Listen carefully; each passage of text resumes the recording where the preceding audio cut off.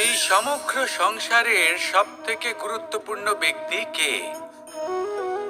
স্বয়ং আপনি। নিজের জন্য তো বটেই, তাই না?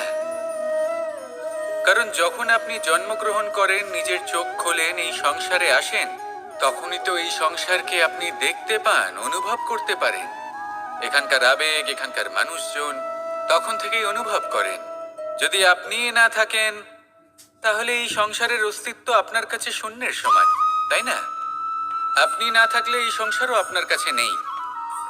এবার সবাই বলবেন যে এ তো সত্যি কথা।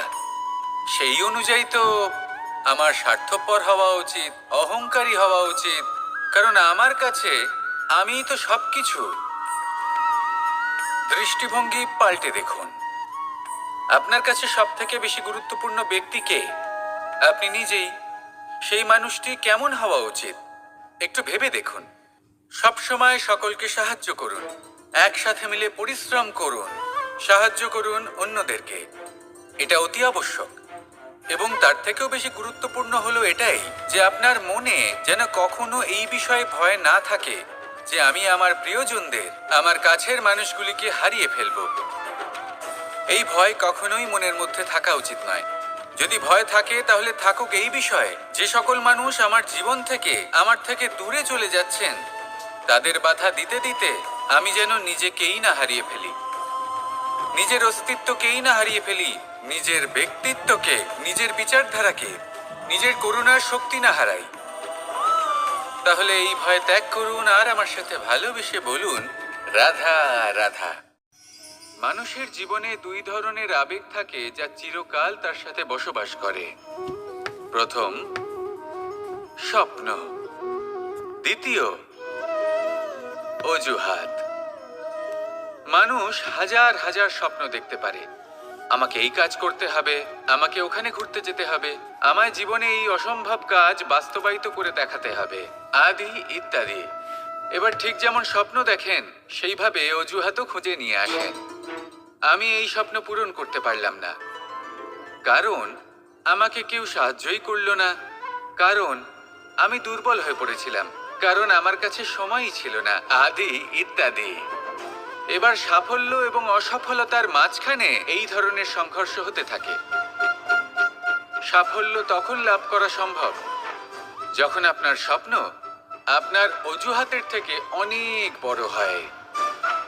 আর অসফলতা তখন পাবেন যখন আপনার অজুহাত আপনার স্বপ্নের থেকে অনেক বড় হয়। আপনি যদি সাফল্য লাভ করতে চান, তাহলে চেষ্টা করতে থাকুন, পরিশ্রম করুন।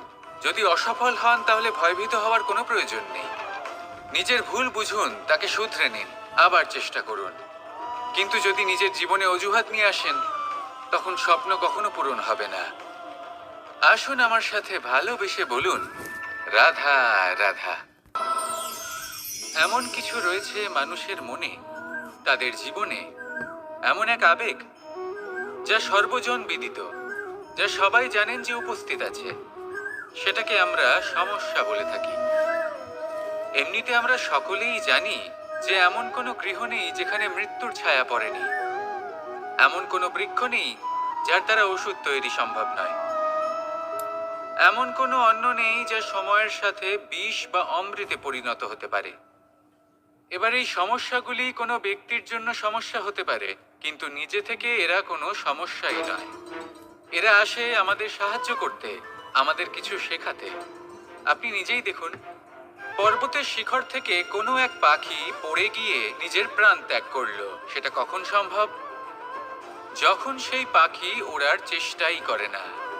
তখন যখন কোনো ব্যক্তি জলে পড়ে যান এবং ডুবে গিয়ে নিজের প্রাণ হারান, এর সম্ভাবনা কখন বেশি থাকে? যখন সেই ব্যক্তি সাঁতার কাটার চেষ্টাই করেন না। তখন এই সমস্যা প্রত্যেকের জীবনে থাকবেই, কিন্তু এটা মনে রাখা প্রয়োজনীয় যে কোনো সমস্যা পরিস্থিতির কারণে সমস্যা হয়ে ওঠে না।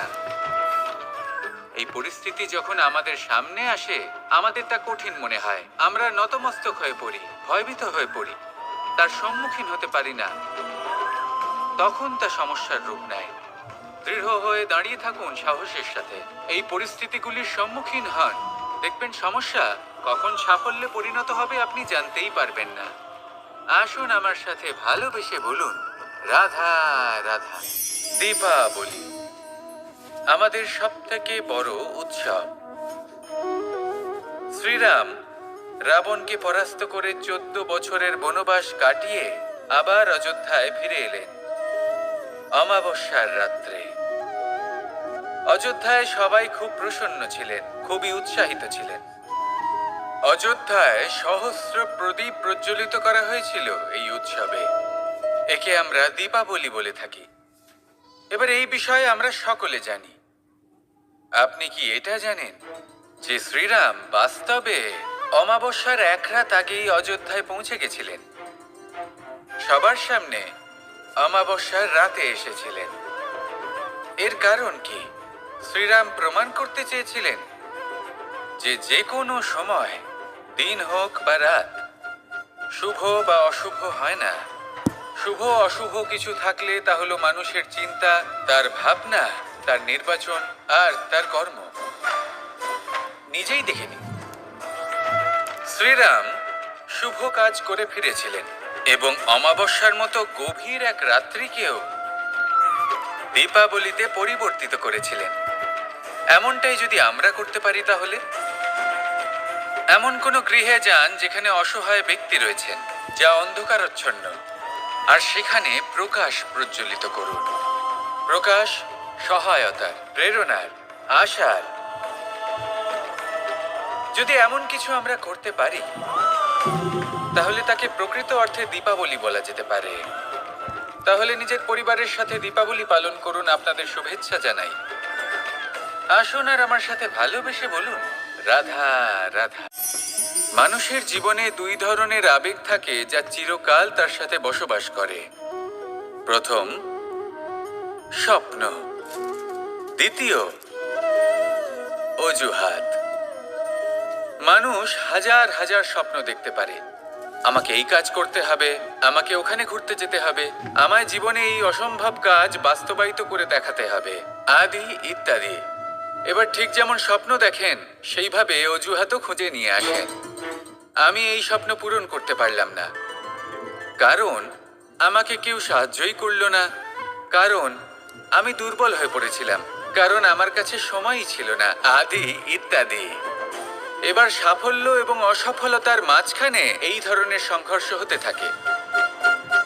সাফল্য তখন লাভ করা সম্ভব যখন আপনার স্বপ্ন আপনার অজুহাতের থেকে অনেক বড় হয়, আর অসফলতা তখন পাবেন যখন আপনার অজুহাত আপনার স্বপ্নের থেকে অনেক বড় হয়।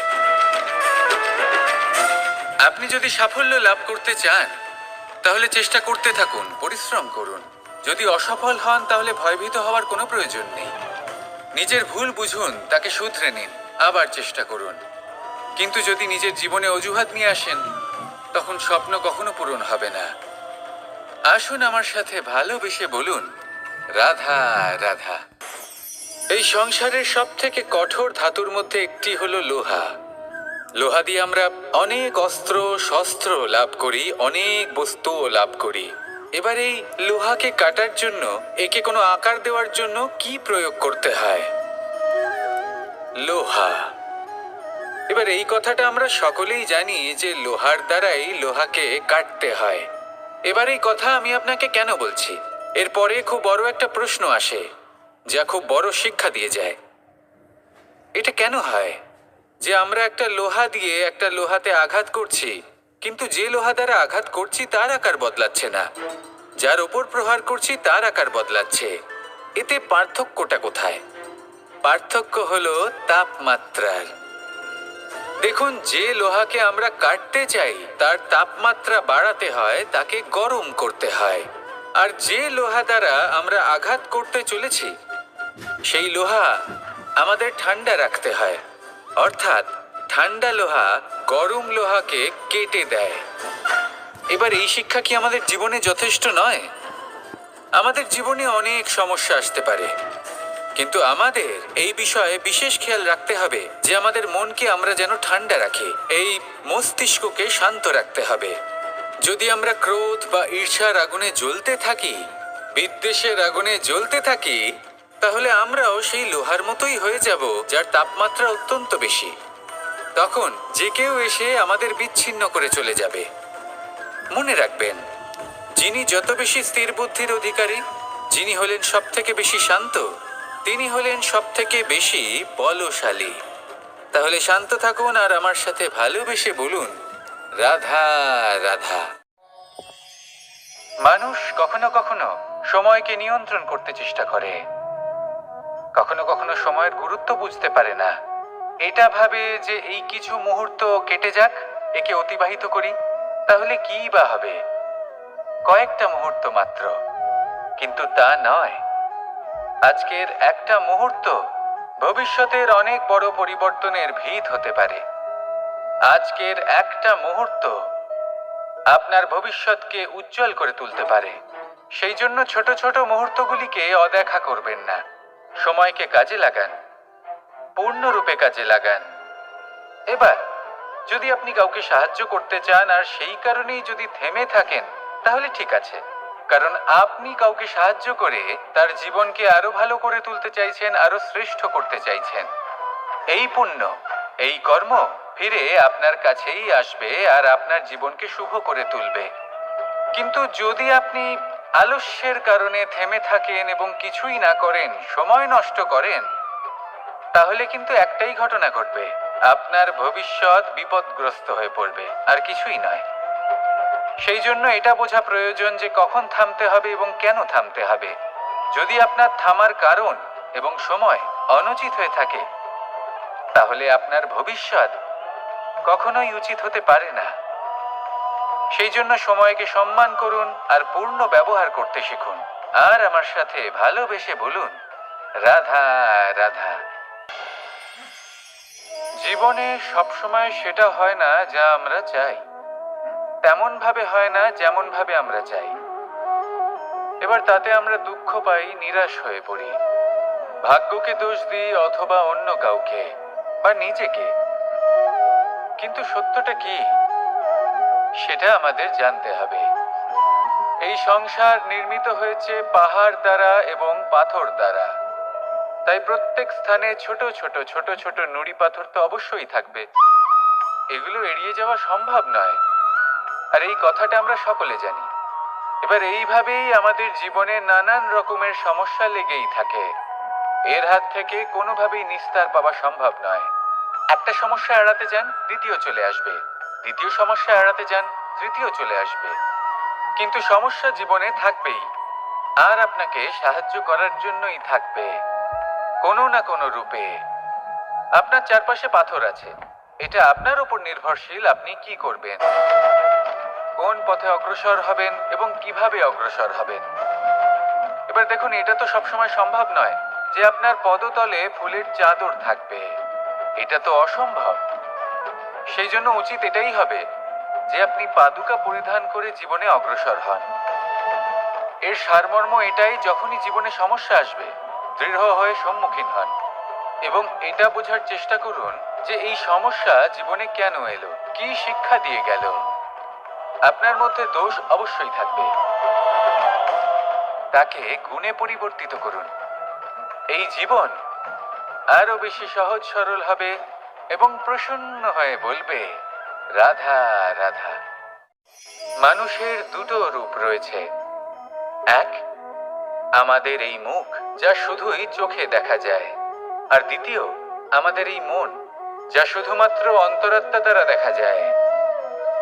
এবার আমাদের এই মুখ তা ঈশ্বর সকলকেই আগে থেকেই প্রদান করেছেন, কিন্তু এই মন